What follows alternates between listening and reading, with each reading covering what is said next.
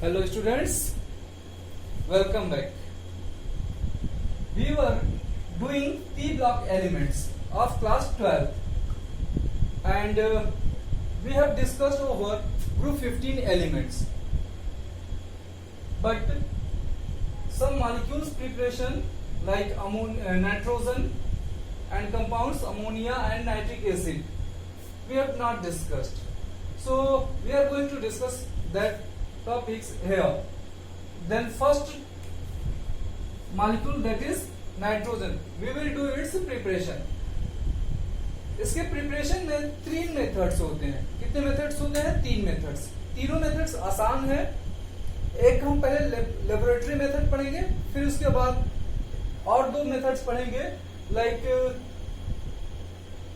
Thermal decomposition. ये दो जो रेस्ट ऑफ 2 एग्जांपल्स हैं, 2 प्रिपरेशन है, ये क्या है? ये थर्मल डिकम्पोजिशन रिएक्शन है. ठीक. तो जब स्मॉल क्वांटिटी में हमें जब डाइनाइट्रोजन की जरूरत होती है तो हम लेबोरेटरी मेथड का यूज करते हैं प्रिपेयर करने के लिए. अब यहाँ पर आप देख पा रहे हो कि फर्स्ट लेबोरेटरी मेथड में क्या है कि जब हम aqueous solution of ammonium chloride और sodium nitrite, aqueous solution of ammonium chloride और सोडियम नाइट्राइट का रिएक्शन कराते हैं तो हमें नाइट्रोजन, वाटर और क्या नाम है,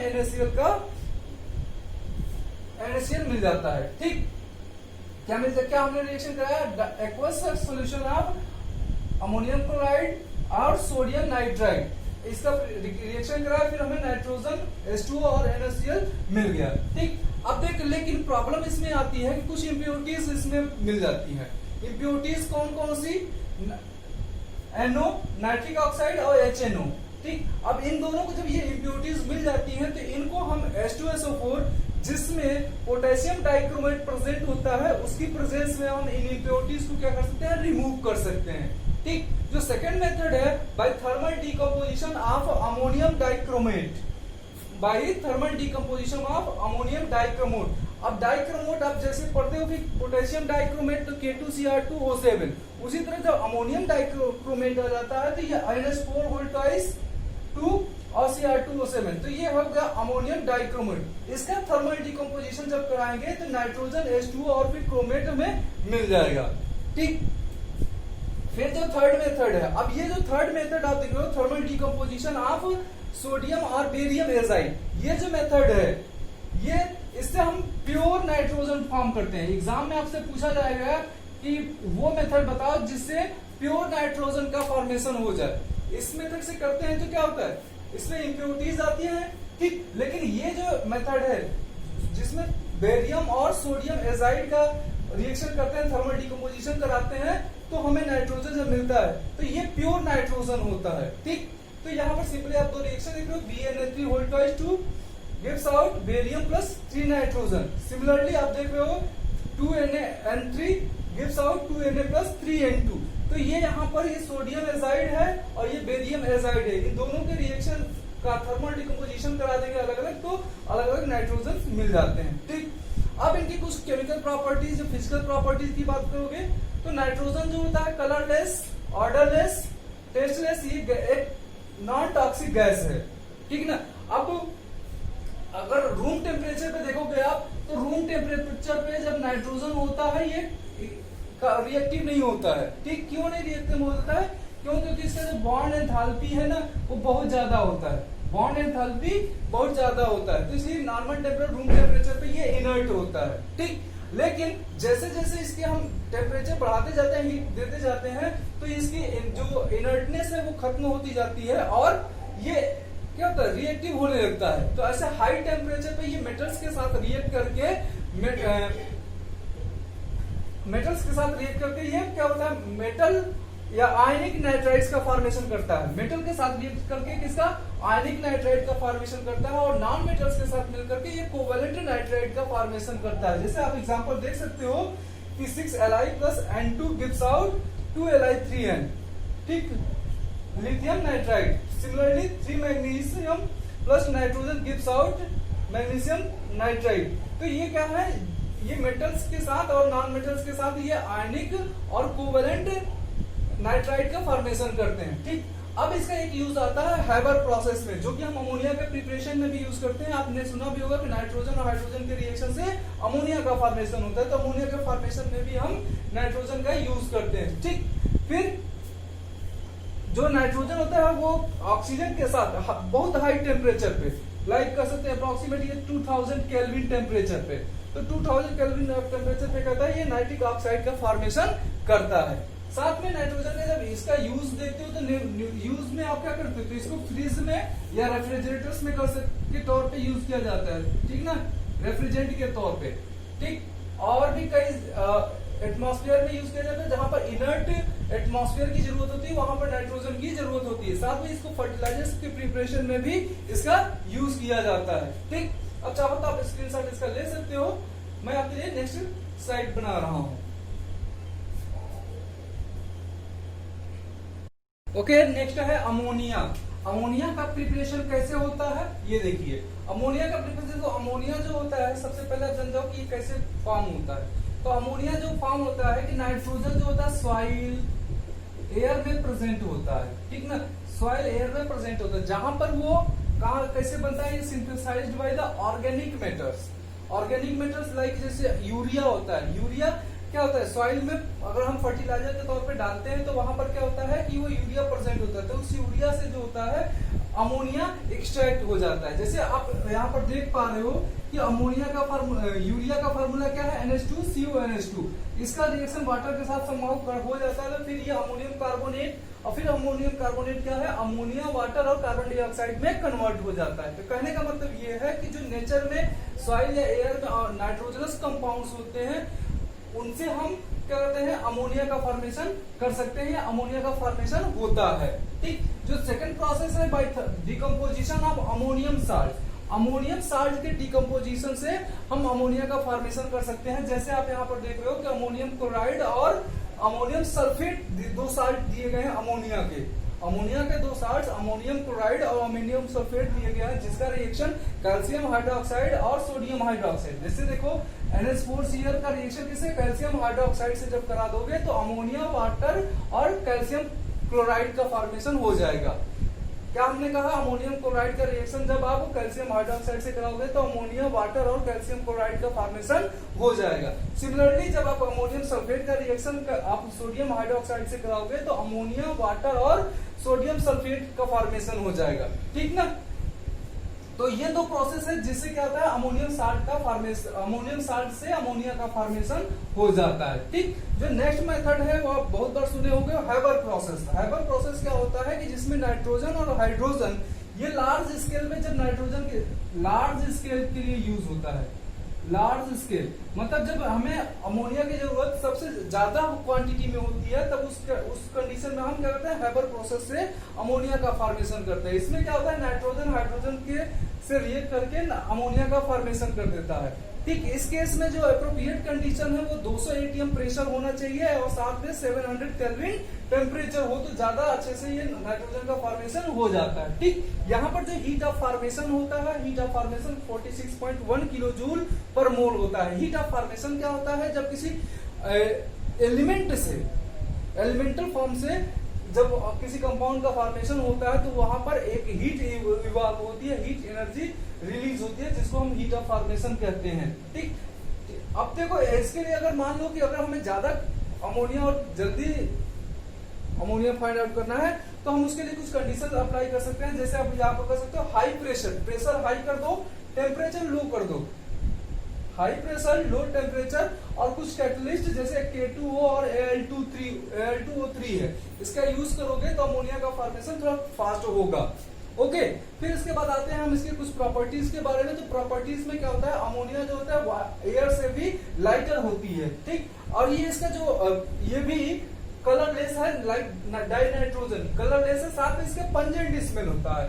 नाइट्रोजन क्या था, उसका ऑर्डरलेस था, लेकिन इसका पंजेंट स्मेल होता है। ठीक ना, लाइक टॉयलेट्स के बाहर से आप जब पास होते हो तो वहां से जो एक स्मेल आती है, दैट इज अमोनिया स्मेल।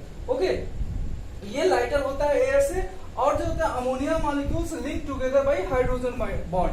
मतलब जब अमोनिया होते हैं वो क्या होते हैं, हाइड्रोजन बॉन्ड से अटैच्ड होते हैं। जैसे आप देखोगे ये हाइड्रोजन है, अमोनिया, ठीक ना। तो ये नाइट्रोजन जो है अगले हाइड्रोजन से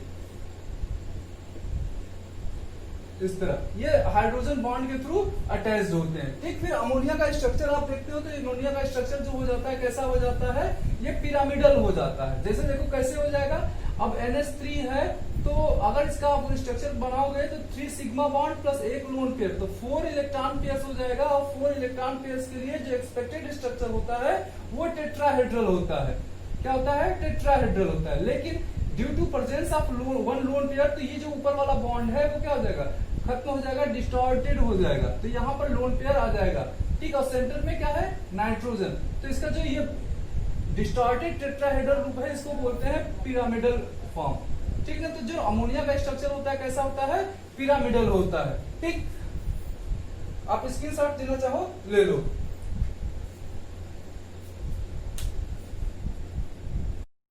तो अब बात करते हैं केमिकल प्रॉपर्टीज ऑफ अमोनिया की। तो केमिकल प्रॉपर्टीज ऑफ अमोनिया में क्या होता है, सबसे पहले हम बात कर लेते हैं इसकी स्टेबिलिटी की। तो जो अमोनिया होता है ये हाईली स्टेबल होता है। ठीक, ये इजी क्या होता है, इजिली ब्रेकेबल नहीं होता है या इजिली आयनाइज नहीं होता है। तो इसको जब हम रेड हीट मतलब काफी ज्यादा टेम्परेचर देते हैं या इलेक्ट्रिक स्पार्क की प्रेजेंस में, ये अमोनिया जो होता है नाइट्रोजन और हाइड्रोजन में क्या होता है, डिसोसिएट हो जाता है, या अदरवाइज ये हाईली स्टेबल है। ठीक, अब इसका बेसिक नेचर क्या होता है, सिंस इसके पास अभी हमने जो स्ट्रक्चर बनाया था पिरामिडल, तो उसमें बताया कि एक लोन पेयर प्रेजेंट है। तो लोन पेयर प्रेजेंट है तो जिसकी वजह से इसका जो नेचर होता है वो लुईस बेस की तरह हो जाता है। लुईस बेस क्या होता है, ऐसे कंपाउंड्स या ऐसे मॉलिक्यूल्स जो इलेक्ट्रॉन पेयर डोनेट कर सकते हैं वो लुईस बेस कहे जाते हैं।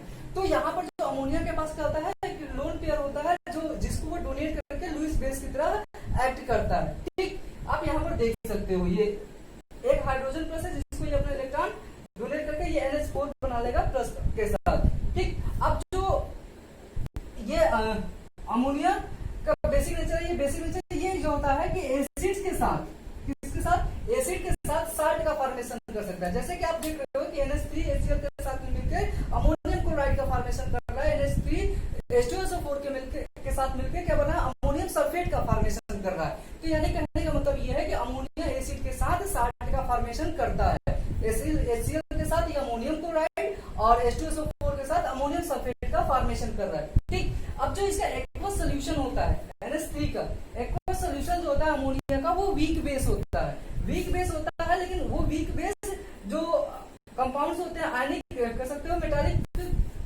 साल्ट होते हैं, इनको क्या करता है, इसका प्रेसिपिटेशन करा देता है। ठीक ना, प्रेसिपिटेशन कराने से FeCl3 है, इसको अगर NH4OH के साथ ये रिएक्ट करेगा तो ये इसका FeOH होल ट्वाइस ये प्रेसिपिटेट बन जाएगा और इसका ब्राउन रेड ब्राउन कलर होता है।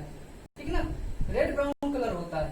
तो इसका क्या कर सकता है, ये प्रेसिपिटेशन कर सकता है। इसी प्रकार जिंक सल्फेट का जब हम सोडियम हाइड्रोक्साइड से रिएक्शन करा देंगे तो ये भी जिंक हाइड्रोक्साइड के फॉर्म में इसका प्रेसिपिटेशन करा देगा। ठीक ना, जो अमोनिया होता है ये ट्रांजिशन मेटल के साथ क्या होता है, कॉम्प्लेक्स कंपाउंड का फॉर्मेशन करता है। ठीक, तो यहाँ पर देख रहे हो Cu2 + 4NH3 और ये कॉम्प्लेक्स कंपाउंड बन गया। ठीक, यहाँ AgCl + 2NH3 ये AgNH3 ये कॉम्प्लेक्स कंपाउंड बन गया। तो अमोनिया जो होता है ट्रांजिशन मेटल्स के साथ कॉम्प्लेक्स कंपाउंड का फॉर्मेशन होता है। अब देखो अमोनिया का यूज कहाँ होता है, अमोनिया का यूज फर्टिलाइजर्स के बनाने में हो सकता है।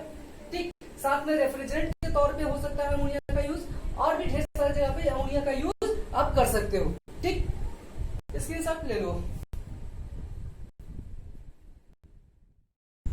नेक्स्ट जो इंपॉर्टेंट कंपाउंड है नाइट्रोजन का वो है नाइट्रिक एसिड। कौन क्या है, नाइट्रिक एसिड।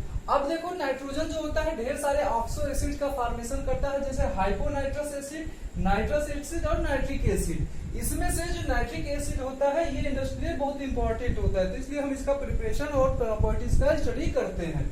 ठीक, तो इससे जो प्रिपरेशन है इसका नाइट्रिक एसिड का मेनली 2 टाइप्स हैं। एक जो है लेबोरेटरी मेथड, मतलब जिसमें स्मॉल क्वांटिटी में हम नाइट्रिक एसिड का फॉर्मेशन करेंगे। दूसरा है लार्ज स्केल में नाइट्रोजन का फॉर्मेशन कैसे कर सकते हैं। तो लार्ज स्केल में आप ओस्टवाल्ड प्रोसेस से यूज करके आप HNO3 का फॉर्मेशन कर सकते हो। और लेबोरेटरी मेथड में नॉर्मली आपको क्या करना है कि पोटेशियम नाइट्रेट या फिर सोडियम नाइट्रेट का रिएक्शन आपको एक कंसंट्रेट H2SO4 से कर देना है। किससे कर देना है, सोडियम नाइट्रेट या पोटेशियम नाइट्रेट का रिएक्शन आपको कर देना है किससे, कंसंट्रेट H2SO4 से, फिर आपको क्या मिल जाएगा, HNO3 नाइट्रिक एसिड का फॉर्मेशन मिल जाएगा, साथ में कुछ पोटेशियम के सल्फेट और सोडियम के सल्फेट से भी मिल जाएंगे, ठीक ना। अब देखो जो ओस्टवाल्ड प्रोसेस है, ओस्टवाल्ड प्रोसेस में 3 मेथड है, ओस्टवाल्ड प्रोसेस में 3 मेथड्स हैं, मतलब सॉरी 3 स्टेप्स हैं। पहले स्टेप्स में क्या होता है कि अमोनिया का रिएक्शन हम ऑक्सीजन से कराते हैं। अब ये ऑक्सीजन एयर से सप्लाई होता है, ये ऑक्सीजन एयर से सप्लाई होता है, बाहर से मतलब कुछ मैन्युअली नहीं देते। अमोनिया का रिएक्शन एयर से ऑक्सीजन से कराते हैं in the presence of platinum या RH गेज कैटलिस्ट के प्रेजेंस में।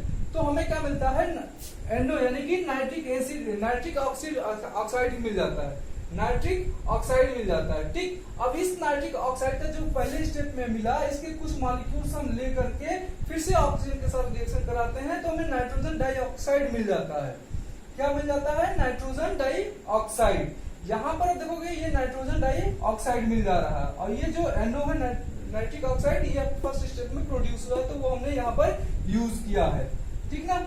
अब फिर यहाँ पर जो नाइट्रोजन डाइऑक्साइड प्रोड्यूस हुआ, इसका रिएक्शन हम वाटर के साथ करा देते हैं, इसका रिएक्शन किसके साथ, वाटर के साथ करा देते हैं, तो फिर हमें नाइट्रिक एसिड मिल जाता है, साथ में नाइट्रिक ऑक्साइड का फॉर्मेशन होता है। अब ये नाइट्रिक ऑक्साइड जब यहाँ पर जो फॉर्म हुआ, वो फिर से इस सेकेंड स्टेप में यूज हो सकता है, सेकेंड स्टेप से फिर से ये HNO3 का फॉर्मेशन में पार्टिसिपेट कर सकता है, ठीक ना। तो ये इसके क्या है, प्रिपरेशन मेथड्स है 2। अब इसके हम केमिकल प्रॉपर्टीज स्टडी कर रहे हैं।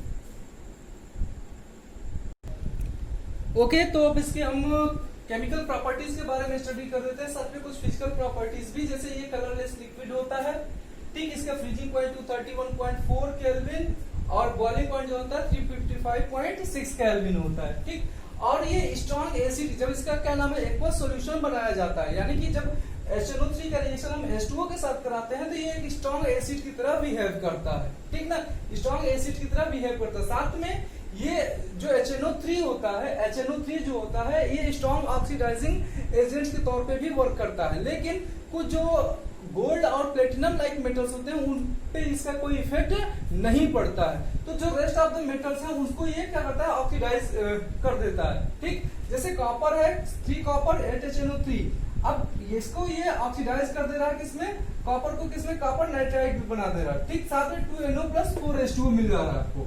यहाँ पर ध्यान देने वाली बात ये है कि जब ये स्ट्रॉन्ग ऑक्सीडाइजिंग एजेंट की तरफ वर्क कर रहा है तो ये क्या है, यहाँ पर अभी डाइल्यूट है, लेकिन जब कंसंट्रेट HNO3 के साथ रिएक्शन कराएंगे तब यहाँ पर हमें, जब यहाँ पर नाइट्रिक ऑक्साइड मिल रहा था, यहाँ पर अब हमें नाइट्रोजन डाइऑक्साइड मिलने लगेगा, आपको वहां पर ध्यान देना है, ठीक ना। स्ट्रॉन्ग ऑक्सीडाइजिंग जब डाइल्यूट की तरफ साथ वर्क किया, डाइल्यूट HNO3 के साथ कॉपर का रिएक्शन किया तो नाइट्रिक ऑक्साइड, लेकिन जब कंसंट्रेट HNO3 का रिएक्शन हमने कराया कॉपर के साथ तो हमें नाइट्रोजन डाइऑक्साइड मिला, ठीक ना। सिमिलरली इसे जिंक के साथ, अगर जिंक के साथ हम डाइल्यूट HNO3 का रिएक्शन करा रहे हैं, नंबर्स आप याद कर सकते हो, मैं नंबर नहीं बता रहा, मैं सिर्फ आपको बेसिक बता रहा हूँ जिसकी वजह से आपको याद हो जाएगा कि नॉर्मली क्या होगा, थ्योरी आप लिख सकते हो इन सब चीजों से, ठीक ना। और अगर हाँ आपको लग रहा है कि थोड़ा सा फास्ट चल रहा हूं तो आप पीछे जाकर बैक करके बार बार देख सकते हो, ठीक ना। YouTube का ये फायदा है भाई। देखो जिंक का रिएक्शन हम जब डाइल्यूट HNO3 से हम रिएक्शन कराएंगे तो हमें क्या मिलेगा, N2O मिल जाएगा, ठीक ना, N2O। लेकिन यही जब हम कंसंट्रेट HNO3 के साथ रिएक्शन कराएंगे तो फिर हमें नाइट्रोजन डाइऑक्साइड NO2 मिल जाएगा, ठीक। अब नंबर्स आप देख सकते हो, 4Zn + 10 HNO3 dilute gives out 4Zn NO3 whole twice 2 + 5H2O, ठीक है। ये जिंक नाइट्राइड मिल जाएगा, यहाँ पर भी सेम जिंक नाइट्राइड मिलेगा, फिर साथ में नाइट्रो डाइऑक्साइड मिल जाएगा। ये हो गया रिएक्शन इसका as a strong oxidizing agent, ठीक। अब जो HNO3 होता है वो ब्राउन रिंग टेस्ट भी देता है।